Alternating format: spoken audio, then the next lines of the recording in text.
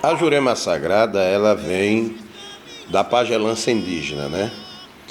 É uma tradição de ancestralidade também, que, assim como os povos negros teve sua perspectiva de cultivar a ancestralidade, o povo indígena também teve. Então, essa Jurema, essa pagelança, ela se urbanizou, né? Ela saiu das aldeias, ela saiu do ambiente do índio e foi para os bairros, né? Foi para a cidade. E, cultuado pelos muitos brancos e até descendentes de índios, ela se constituiu e, como o regime da época era um regime cristão, né, que era atrelado ao Estado, ela, de uma forma estratégica, ela se colocou ao lado desse cristianismo, mas sempre seguindo os primórdios da sua essência. Em muitos caminhos da espiritualidade, ela tem as suas colocações. Quantos índios, quantos guias kardecistas, dito de mesa kardecista, da religião kardecista, que não são índios, que não são pajés, que não são as entidades do culto da Jurema, que ali dentro daquele culto kardecista se apresentam, muitas vezes rotulado por outros nomes, até por uma forma da visão da sociedade, mas que são, na sua essência, ciências da Jurema, né? Na Umbanda também, aí na Umbanda como maior destaque, quando se coloca o nome de um caboclo, o nome de um índio, do mestre de Jurema, mas a Jurema, ela tem a sua essência, ela tem a sua liturgia específica. Umbanda é Umbanda, Jurema é Jurema, kardecismo é kardecismo, culto a orixá é culto a orixá. Não esquecendo que todas elas estão intrinsecamente ligadas às forças da natureza, aos elementos da natureza, ao espírito, à ciência espiritual. A Jurema, ela se atribui a muitas regionalidades, né? Tanto no norte, nordeste, no sul. Existe Jurema até turca. Existe Jurema até turca também, né? De outros países. E que na sua forma de cultivar, de cultuar, são diferenciadas, mas a essência é o indígena, a essência é o índio, né? Então, mais forte aqui no Nordeste. Mais forte aqui no Nordeste, né? Por conta de ainda sermos um celeiro de preservação dos povos tradicionais indígenas do Brasil, né? Que em outras áreas do Brasil já foram disseminados, né? Nós temos a ciência da Jurema referencialmente à regionalidade, né? A Jurema, ela não se restringe ao Nordeste. A Jurema, ela é uma essência do Brasil. Ela é uma essência do nosso país. Até porque quando aqui chegaram, né, observaram que aqui sempre os donos da terra são os índios, os donos do Brasil são os índios.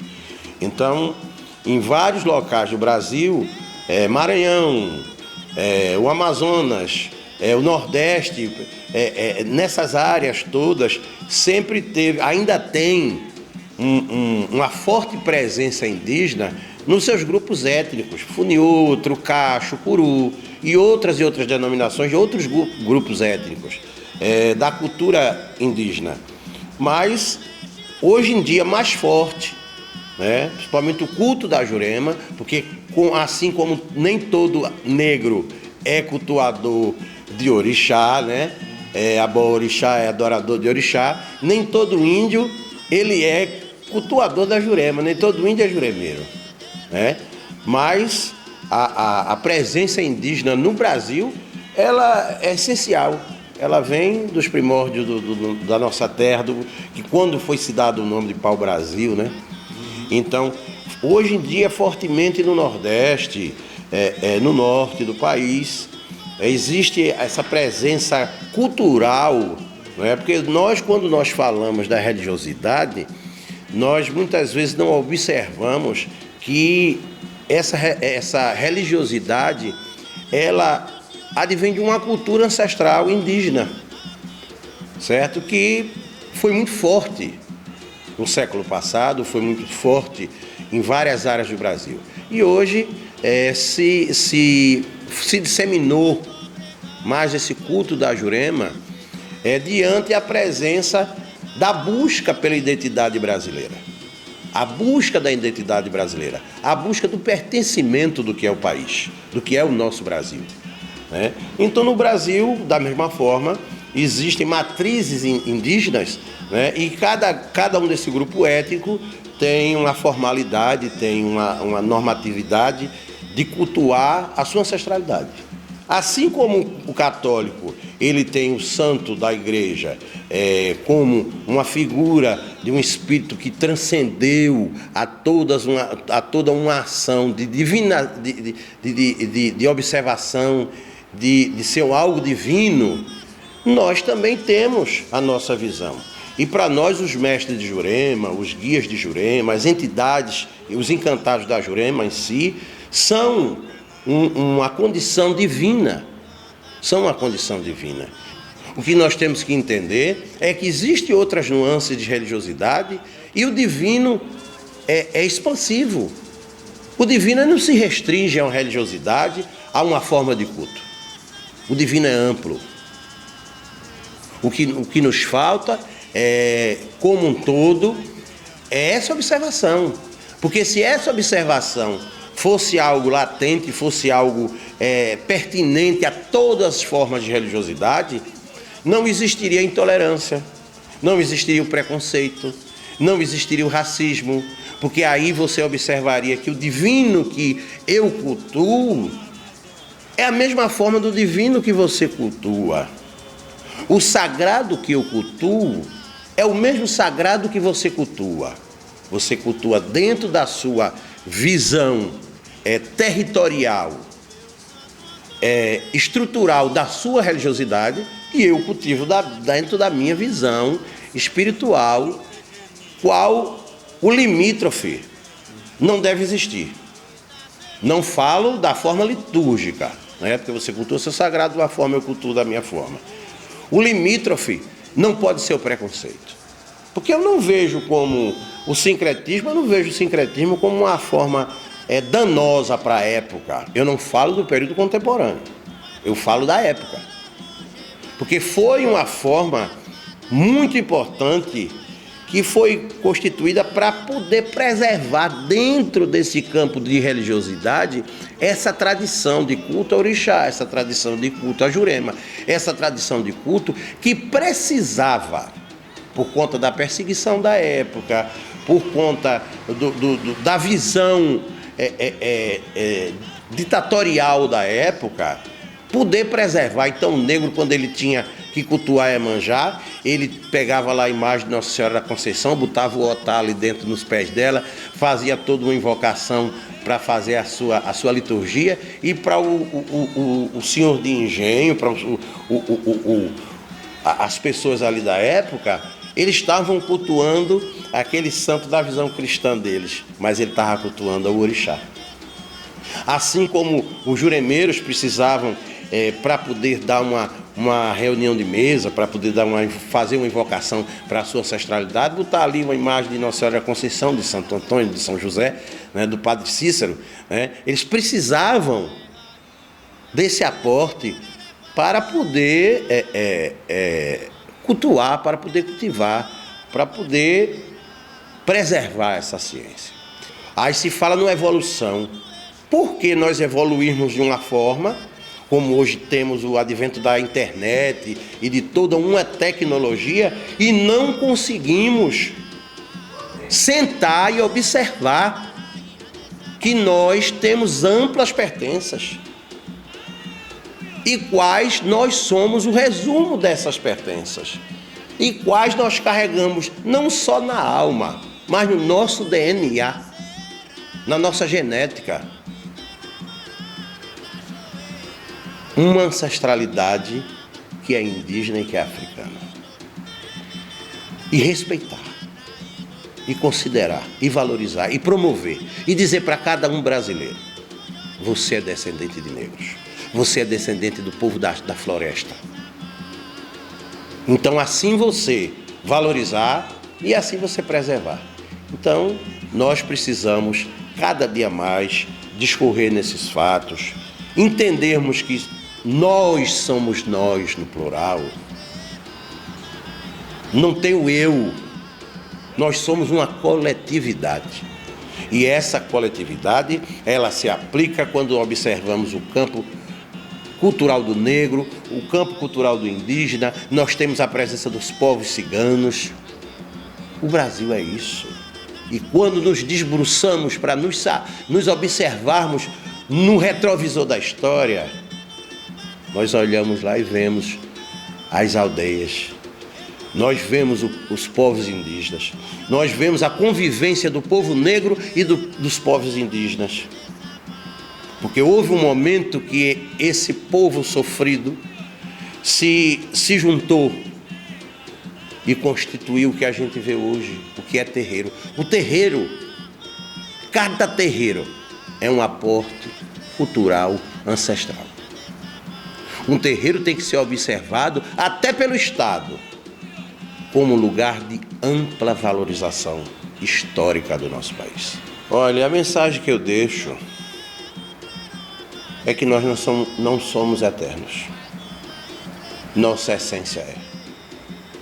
Porque tanto na visão católica, cristã, indígena, africana, morre o corpo, mas o espírito continua.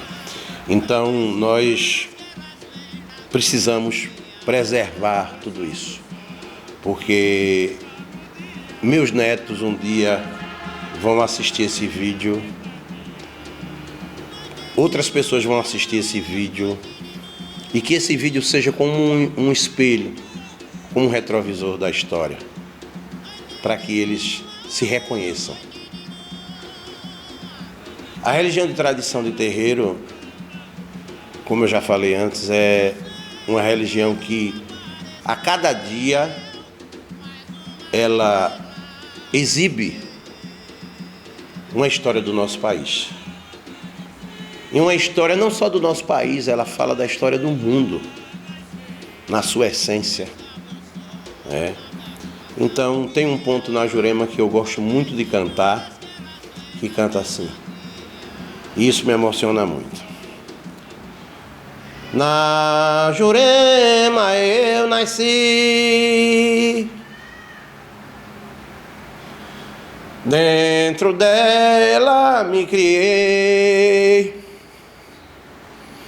Na Jurema eu nasci, juremeiro eu serei.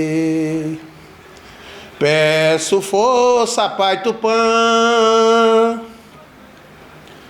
pra poder continuar e atender os seus pedidos nas horas que precisar. Nosso culto, a nossa religião, é algo que me enche de orgulho. Estou falando com a alma e com o coração de um sacerdote. O que meu povo sofreu, o que meu povo sofre até hoje, você não pode pensar em apagar a alma de um povo.